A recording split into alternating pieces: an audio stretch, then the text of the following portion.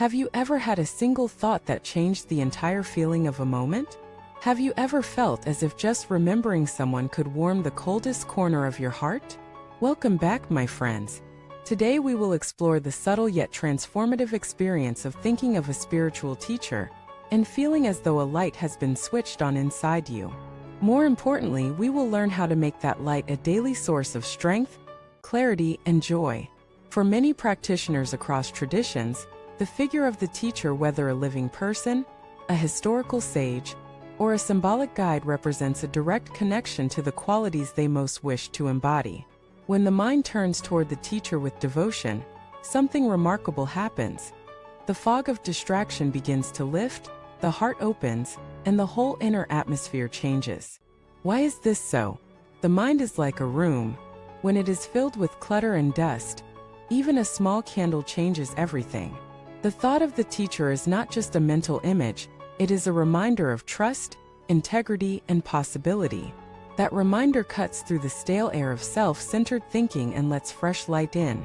In Buddhist practice, devotion to the teacher is not about blind obedience or personality worship. It is about recognizing the teacher as a living doorway to the truth.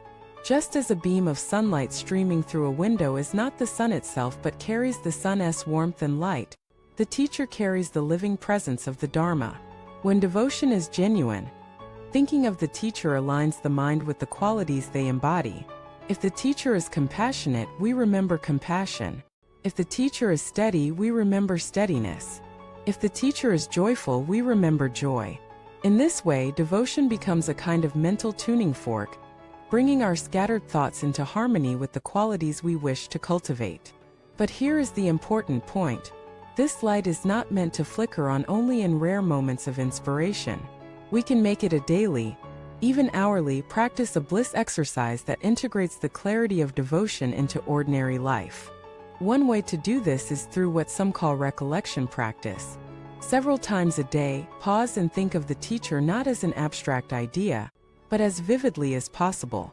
Recall their expression, their voice, their manner of listening. Imagine sitting in their presence. Let that memory fill you until you feel the shift inside, the light coming on. Then carry that state into whatever you do next.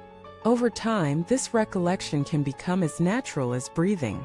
You might be washing dishes, walking to the store, or answering an email, and suddenly you remember the teacher's kindness, their courage, their unwavering focus. In that moment, you are no longer just doing a task, you are practicing in the light of those qualities. Stories from the lives of great practitioners show the power of this method. A disciple once asked his teacher how to keep the mind steady in meditation. The teacher replied, "When you cannot hold the object of meditation, hold me in your heart. See my face, hear my voice. When your mind is steady there, return to your meditation." The disciple followed this advice and found that not only could he stabilize his mind, but he also carried a sense of companionship and guidance through the day. This is not unique to Buddhism. In many traditions, the image or memory of a guide serves as a compass. Christians may recall the presence of Christ, Sufis may remember their sheikh, and yogis may think of their guru. In each case, the act of recollection is not about clinging to a person but about awakening the qualities they inspire. The beauty of devotion as a daily practice is that it gradually dissolves the separation between practice time and lifetime. Instead of waiting for the right moment to meditate or the right environment to feel peaceful, you learn to turn on the light anytime, anywhere. This is especially powerful in moments of difficulty.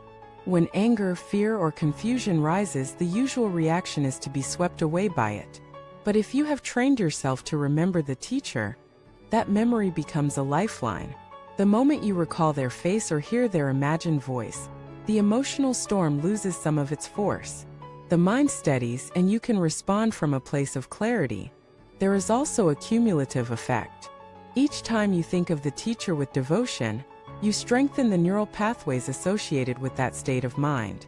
Neuroscience tells us that the brain changes in response to repeated experiences. By repeatedly evoking the inner light of devotion, you are literally reshaping your brain to access that state more easily. Of course, for this to work, devotion must be genuine.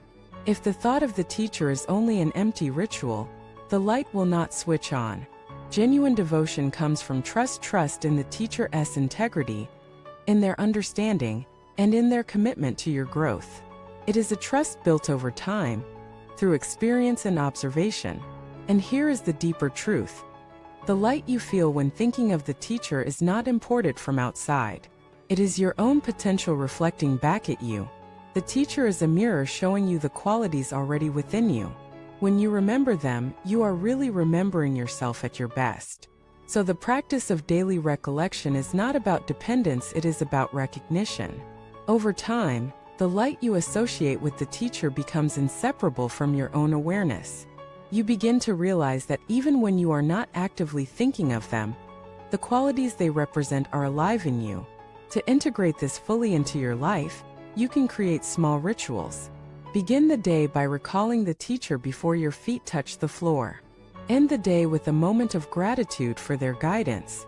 Use ordinary transitions, waiting at a red light, walking through a doorway, hearing a bird to trigger the memory. Each recollection is like striking a match. The more you do it, the more you live in the glow. And when you meet challenges, make the recollection vivid. If you are anxious, remember how your teacher meets difficulty with calm.